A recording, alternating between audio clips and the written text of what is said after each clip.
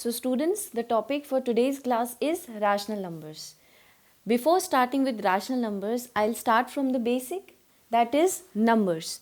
Now, numbers are of four types, broadly into four categories we can divide them. The first is natural numbers, whole numbers, integers and rational numbers.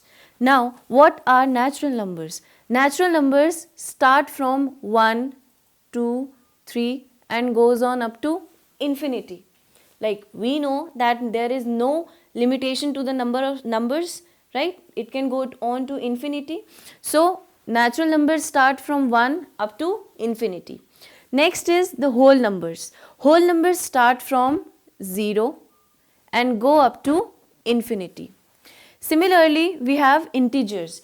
Now, integers can be categorized into two, that is positive integers and negative integers. Now, what will be my positive integers? The numbers that have plus sign with them, or we can say the positive sign.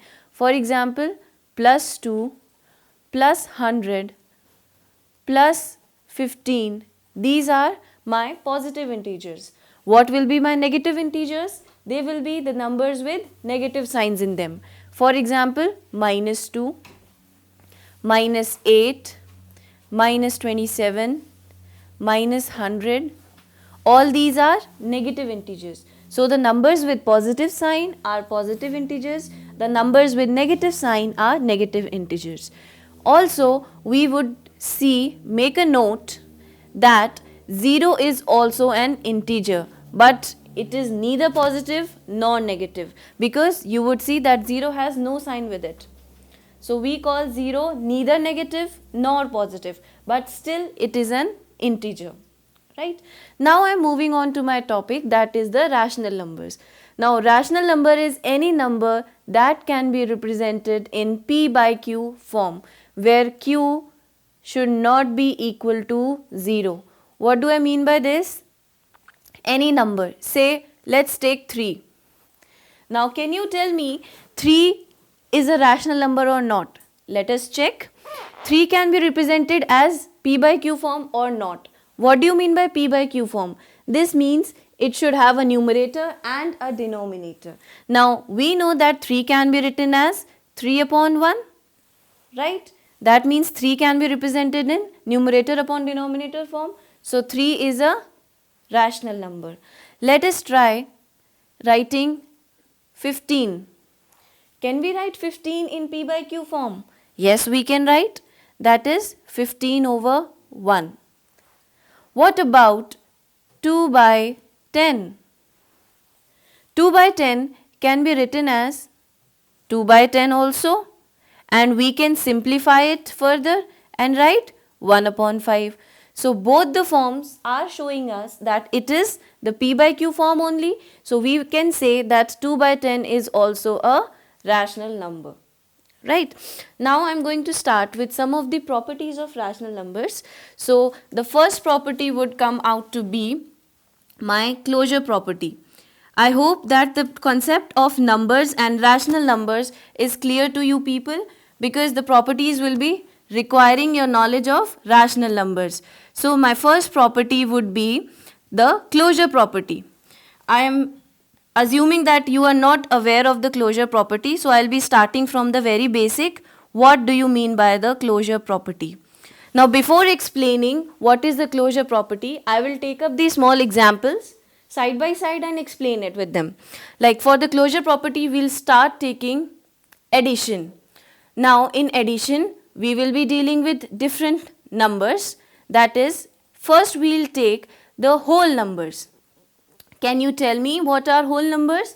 As I spoke to you a little time back, whole numbers are the numbers that start from 0 and go on to infinity. So what will be my closure property in addition for whole numbers? Let us check. For whole numbers, let's take any example, any two whole numbers. Let us try add them. Okay, I am taking 2 and 6. Both are my whole numbers. What would they add up to? They are adding up to 8. This means I have added two numbers, they are whole numbers, and what have I got as the result? 8, which is again a whole number. So now we can say that whole numbers have additive property, right? That means the whole numbers are satisfying my closure property. If you add two whole numbers, you get a whole number only. Alright, now I am taking another example for the next type. The next type would be natural numbers. For natural numbers, can you tell me what are natural numbers? Again, as we did previously, natural numbers are those numbers that start from 1 and go on to infinity. So, any two natural numbers, say whatever comes to our mind, let us take 15 and let us take 1. Now, I have taken two natural numbers and I am adding them. So, what am I going to get here? 16, which is again a natural number. That again says that two natural numbers, when added together, they give again a natural number only. That means the natural numbers also satisfy the closure property. Next type of numbers would be integers. As we have already done, integers are of two types, right? Positive and negative. Now we can take any two type of integers. You can take any two positive integers, two negative integers, one positive, one negative, as up to you. Like I will be dealing with all the three examples so that it makes clear to you, right? So let us take any example. I am taking 2 and 4. Both are positive integers because they have positive signs with them. So what are they adding up to? 6. This means when two integers are added, they give us another integer only. Let us try another one. Now, we have already taken two positive integers. I am trying to take two negative integers now. Let's check -10 and -2. Now, I have again taken two integers, but in this case, both my integers are negative. So, these negative integers would add up to what?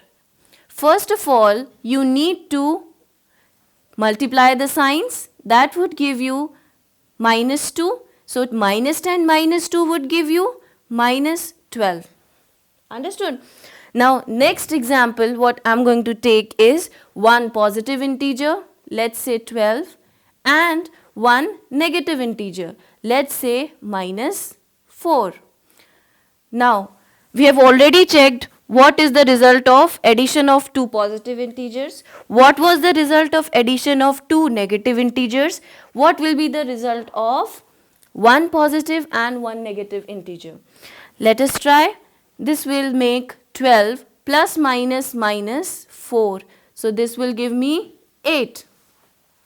Now, in all the three examples, you would notice that the result is coming out to be integer only. That means integers also fulfill the property of closure property, right? Now, I am going to take the next term, next type of numbers, that is my rational numbers. For rational numbers, think of any two examples. Let us take any two examples. It could be positive, it could be negative, because rational numbers have no foundation of being positive or negative. So we can take any rational numbers having negative sign or positive sign, right? I am taking say 2/3 and 1/3. Now you would notice here both the rational numbers are positive. So if we add them up, how do we add them? We take the LCM 3. Here we get 2 plus 1.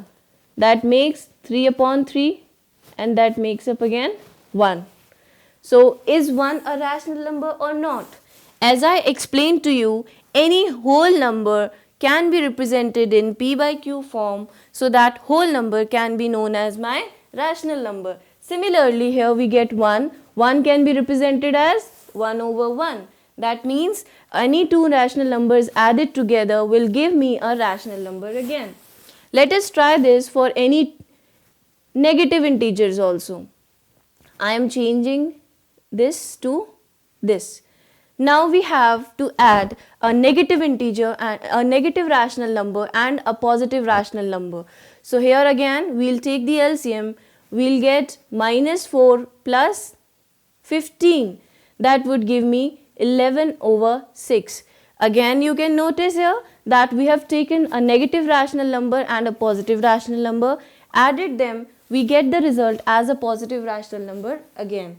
That means the closure property is